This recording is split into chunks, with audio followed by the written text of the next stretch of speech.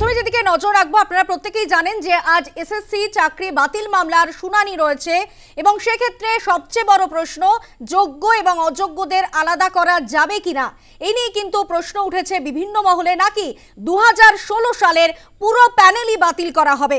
সেখানেই বড় প্রশ্ন চিহ্ন, কিসের ভিত্তিতে যোগ্য অযোগ্যদের আলাদা করা হবে, সেক্ষেত্রে এসএসসি এবং সিবিআই সেক্ষেত্রে কি বলে এবং তার উপরেই কিন্তু ভিত্তি করছে অনেকটাই।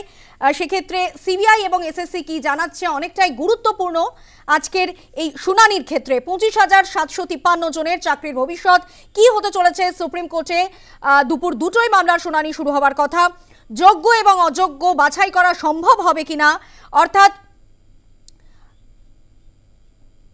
যে বিষয় যোগ্য এবং অযোগ্যদের আলাদা করা যাবে কিনা, অর্থাৎ চালের মধ্যে কাকড়টা আলাদা করা যাবে কিনা এই নিয়ে কিন্তু সবচেয়ে বড় প্রশ্ন, নাকি বাতিল করা হবে।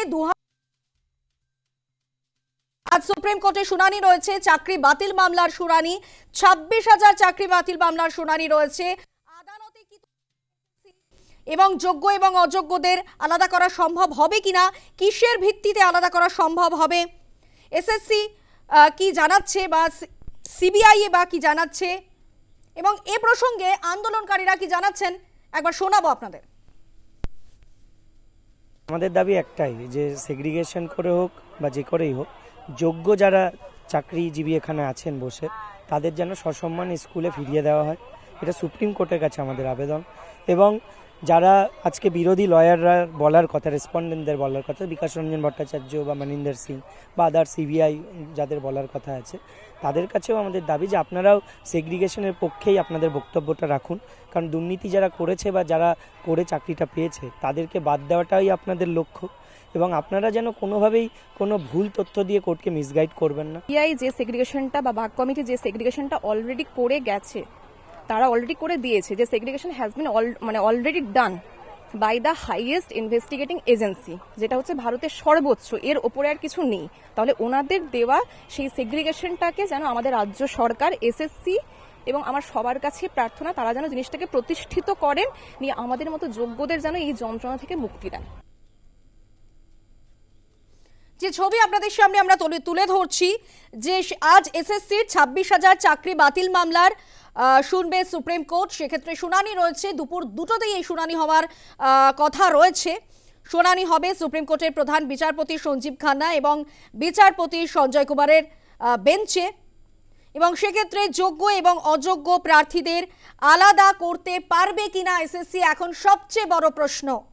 এবং কিসের ভিত্তিতে চাল থেকে কাকড় আলাদা করা যাবে এখানেও কিন্তু বড় প্রশ্ন, নাকি বাতিল করা হবে 2016 সালের পুরো প্যানেলটাই। আপনারা জানেন যে আজকে আরজিকর মামলার শুনানি রয়েছে এবং এর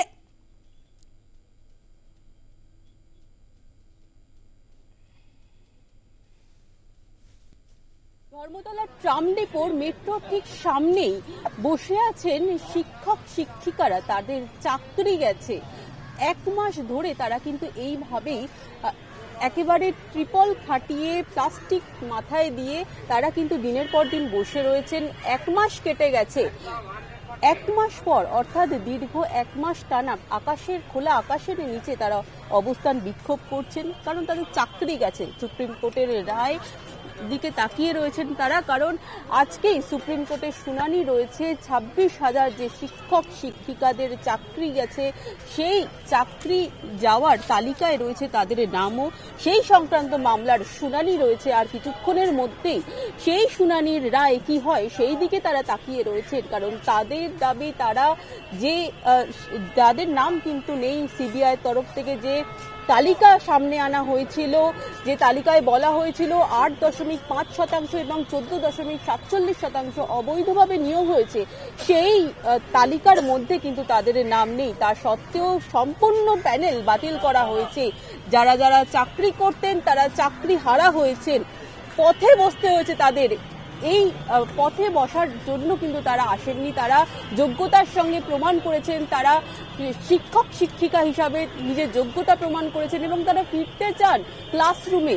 সেই অনুযায়ী যাতে তাদের দাবি পূর্ণ করে পৃথকীকরণ যে প্রক্রিয়া সিবিআই তরফ থেকে আগেই করে দেওয়া হয়েছিল, সেই পৃথকীকরণ প্রক্রিয়া মেনে যাতে সিবিআই এর এই পৃথকীকরণ প্রক্রিয়াকে সম্মতি জানিয়ে মান্যতা দিয়ে যাতে সুপ্রিম কোর্টে রায় দেওয়া হয়, সেই দিকেই কিন্তু এই চাকরিহারারা তাকিয়ে রয়েছেন।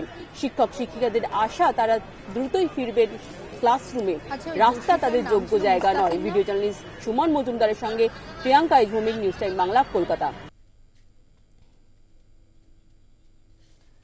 যে ছবি আপনাদের সামনে আমরা তুলে ধরছি, আজকে সুপ্রিম শুনানির দিকে প্রত্যেকেই নজর রয়েছে। সেক্ষেত্রে কি হতে চলেছে, যোগ্য অযোগ্যদের আলাদা করা যায় কিনা, কিসের ভিত্তিতে যোগ্য এবং অযোগ্যদের নির্ধারণ করা হবে, কলকাতা হাইকোর্টের রায় কি বহাল থাকবে, 2016 সালের পুরো প্যানেলই কি বাতিল হবে, নাকি চাল থেকে কাঁকড়টা আলাদা করা সম্ভব হবে, এ নিয়ে কিন্তু বড় প্রশ্ন রয়েছে।